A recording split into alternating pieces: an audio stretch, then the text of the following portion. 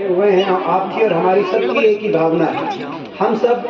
अपने मन में अपनी भावना, सच्ची भावना से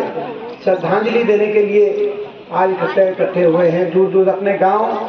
बिटला गांव और दूर दूर से जो यहाँ पे सारा सब पहुँचे हैं। सबकी एक भावना है कि सच्ची श्रद्धांजलि हम दें शहीद अमित मान को। और उन्होंने जो हमारे देश के लिए पराक्रम और जो हमारे देश के लिए अपना सर्वोच्च बलिदान दिया, और सही कहा, अभी मुझसे पहले ओमपाल गुड़िया जी बोल रहे थे जो नेवी के वेटरन के एसोसिएशन है, उनका मैं बहुत धन्यवाद भी करता हूँ कि आज ये जो उन्होंने कैप मेरे को जो है इस काबिल समझा और के भेंट करी, उससे मैं उनका धन्यवाद भी करता हूँ। उन्होंने सही कही बात कि इतनी मात्र 24 साल की उम्र, और मैं देख रहा था कि 16 में भर्ती की तिथि थी उनकी, कहते 2016 में भर्ती हुए थे फरवरी में, और 2021 के अंदर जो है फरवरी के अंदर मात्र 5 साल की सर्विस में उन्होंने अपना सर्वोच्च बलिदान दिया। तो इतनी छोटी सी आयु में उन्होंने हमारा और आपका नाम कितना रोशन किया।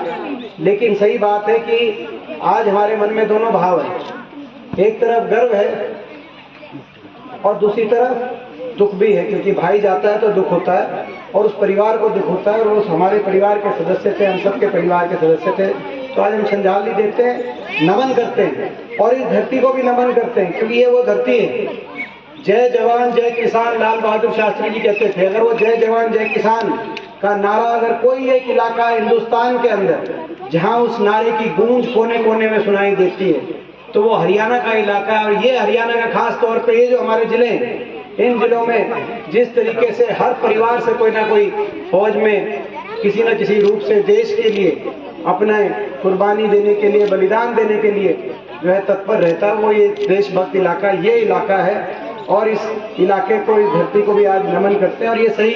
पूरे गांव ने सहयोग करके जो इतना भव्य यहाँ पे प्रतिमा का अनावरण आज जो करा है, गांव भी, बिटला गांव भी धन्यवाद का पात्र है, बधाई का पात्र है। साथ में ये जो आज एक बात अभी बताई कि भाई हमारे शहीद अमित मान जी के साथ 2 और हमारे गांव के जिन्होंने शहादत दी, दिनेश और जो है शहीद दिनेश और शहीद बलराज, आज उनको भी आज हम याद करते हैं, उनको भी नमन करते हैं। उनका भी जैसे कि भी गीता जी ने बताया कि उनके लिए भी जो अपना शहीद स्मारक है उसके लिए भी जितनी ग्रांट की आवश्यकता थी वो सारी मंजूर कराई है, और अच्छी तरीके से वो ताकि शहीद का स्मारक वो भी बने। और ये पूरा एक कॉम्प्लेक्स एक पूरे गांव के अंदर हमारे आने वाली पीढ़ियों को इससे देशभक्ति की एक प्रेरणा मिले, और ये बहुत अच्छी तरीके से पूरा कॉम्प्लेक्स रहेगी ना, तो इकट्ठे सबके लिए और भी करवाएंगे। हाँ, और इसमें कोई कमी रहेगी जो आप शहीद स्मारक बनाएंगे, तीनों जो है हमारे गांव के शहीद, जो कमी वैसे इसमें लगभग 10-10 लाख की ग्रांट उनके लिए अलग से भी, दोनों जो अपना दिनेश और बलराज शहीद के लिए अलग से भी उसकी प्रावधान कराया गया है, ताकि ये अच्छे से यहाँ पे उसमें भी अगर कोई कमी रहे तो उसके लिए हम तत्पर हैं। और साथ में आज एक बात जो आई है, एक और बात, एक बड़ा अच्छा सुझाव गांव की तरफ से आया कि जो हमारी ये 3 शहीदों के यहाँ पे स्मारक बनेंगे तो साथ में कोई ना कोई लाइब्रेरी, यहाँ पे लाइब्रेरी का कोई ना कोई निर्माण कार्य हो, तो अपने में सांसद कोटे से, अपने MP लैड से यहाँ पे शहीद लाइब्रेरी के लिए 10 लाख रुपए की ग्रांट अपने MP कोटे से, ताकि बच्चों को पढ़ने का और एक लाइब्रेरी के माध्यम से बच्चों को एक अवसर मिल सके। और साथ में जो शहीद की, जो हमारे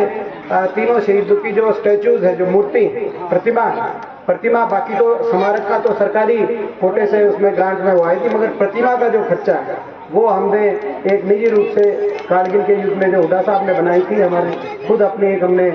शहीद सम्मान समिति बना रखी है, तो उसके माध्यम से जो स्टैचू का जो खर्चा है वो हम उस माध्यम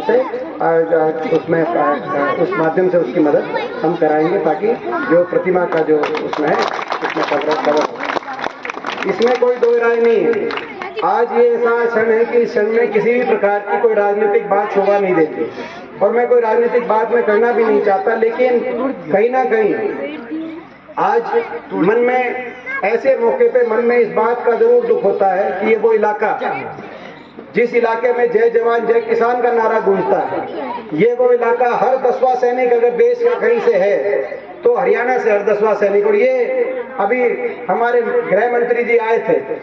केंद्रीय गृह मंत्री आए थे, उन्होंने कहा हर 10वां सैनिक हरियाणा से है। हरियाणा से है, मगर क्या हरियाणा से होगा कुछ दिनों बाद? ये एक सवाल आपने लगा दिया है गृह मंत्री जी। आप कह के तो गए कि आज हरियाणा का हर 10वां सैनिक हरियाणा से। आज गृह मंत्री जी ने जब आए तो उन्होंने कहा कि ये हरियाणा, इसको मैं सलाम करता हूं कि यहाँ का किसान देश का पेट पालने का काम करता है, 1/3 देश के खाद्यान्नों में अनाज भंडारण में अनाज भरने का काम करता है। बात सही है, लेकिन उस किसान के साथ आपने क्या किया? 1 साल तक बैठा रहा, 750 किसानों के घर उजड़ गए, लेकिन आपने तो परवाह नहीं करी, कोई पूछा नहीं। आपने कहा गृह मंत्री जी कि ये वो हरियाणा है जिस हरियाणा के खिलाड़ी देश के लिए मेडल लेके आते हैं, आधे से ज्यादा मेडल ओलंपिक और कॉमनवेल्थ में इस हरियाणा खिलाड़ी लेके आते हैं, लाते हैं। लेकिन आपने उन खिलाड़ियों को क्या दिया? जंतर मंतर पे वो खिलाड़ी अपने मान सम्मान के लिए, स्वाभिमान के लिए, अपनी इज्जत के लिए गुहार लगा रहे हैं, लेकिन उनकी बेइज्जती करी जा रही है, उनका कोई ध्यान रखने, उनका कोई पूछ नहीं रहा। और आपने कहा कि हर 10वां सैनिक हरियाणा से है, और आज शहीद का प्रतिमा का अनावरण कर रहे हैं। इसीलिए उस बात की मुझे याद आती है। आज उन सैनिकों के लिए आपने क्या किया? आपने अग्निपथ योजना आप ले आए, जिस योजना के तहत जिस हरियाणा से 5,500 की हर साल पक्की भर्ती होती थी, 5,500 की, आज उस हरियाणा से केवल 914, 2 साल तो बीच में भर्ती नहीं हुई, 2-3 साल तो कोरोना में, उसके साथ बाद इस बार अग्निवीर लिए गए तो 914 अग्निवीर लिए गए, यानी कि उन 914 में से भी केवल 250 पक्के होंगे, बाकी 4 साल के बाद बिना पेंशन के वापिस आ जाएंगे। तो एक तरफ 5,500 पक्की भर्ती हर साल, कितना इस इलाके को नुकसान, क्योंकि ये जय जवान जय किसान में कृषि और फौज, ये वो ऐसे जो है सोर्स थी जिनके माध्यम से इलाका ऊपर उठा था हमारे बुजुर्गों ने, फौज के माध्यम से, कृषि के माध्यम से। आपने 5,500 को घटा के केवल 250 जो है पक्की भर्ती फौज के अंदर रह गई। तो कहीं ना कहीं आज हम ये संकल्प भी लेते हैं, एक तरफ शहीद अमित मान को नमन करते हैं, श्रद्धांजलि देते हैं, लेकिन संकल्प भी लेते हैं कि भाई इस तरीके से, इस तरह की नीतियों के विरोध में भाई हम जितना हो सकेगा मैं भी लड़ाई लड़ूंगा, इलाका भी लड़ाई लड़ेगा, ताकि कोई भी सरकार राजनीति से ऊपर उठ के जो फौज, जिस फौज पे दुनिया को जो है दुनिया के फौज का पराक्रम मानता था दुनिया, जिस फौज पे हमें गर्व था, बाकी किसी चीज पे गर्व था न था, मगर हमारी देश की फौज पे गर्व था, उस फौज के ऊपर इस तरह के जो तजुर्बे करने की जो बातें आई हैं, तो कहीं ना कहीं आज उन बातों को सरकार पूर्ण विचार करे, कोई भी किसी पार्टी की सरकार हो, पूर्ण विचार करे। तो आज संकल्प लेते हैं कि यहाँ से आवाज जाएगी, और ये सर आज जो जाएगी आवाज, इस आवाज को चंडीगढ़ और दिल्ली में बैठी हुई सरकारें सुने और ऐसे नतीजों पे पूर्ण विचार करें। मैं बीटला गांव को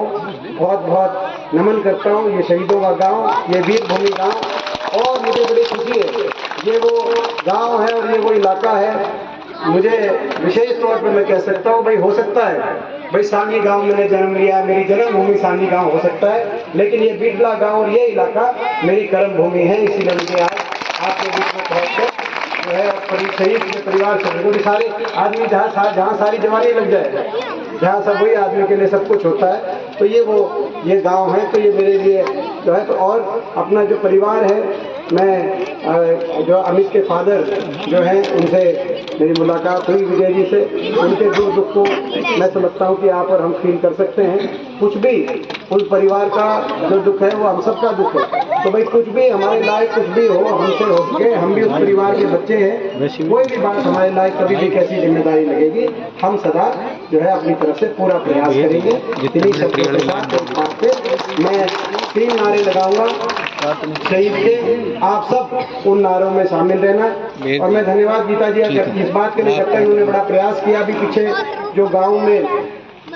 जो पानी भरने की समस्या थी, अभी हम विपक्ष में, सरकार तो नहीं है, सरकार हम विपक्ष में है, लेकिन इन्होंने प्रयासों से उसको मंजूरी स्वीकृत कराया है, जिसमें लगभग 2.25 करोड़ की जो ड्रेन है वो अपनी भी जाएगी, ओवरऑल मिलाकर 15 करोड़ की ड्रेन सिस्टम। तो